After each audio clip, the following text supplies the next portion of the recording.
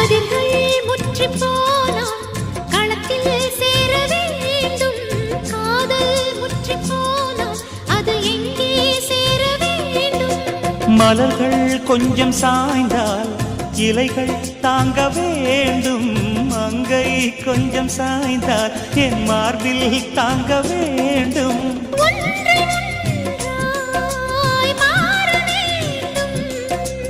உன்னில் என்னை தேட வேண்டும்.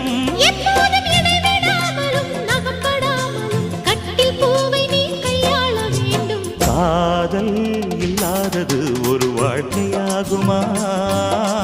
கண்கள் இல்லாமலே ஒரு காட்சி தோன்றுமா? காதல் இல்லாதது ஒரு வாழ்க்கையாகுமா?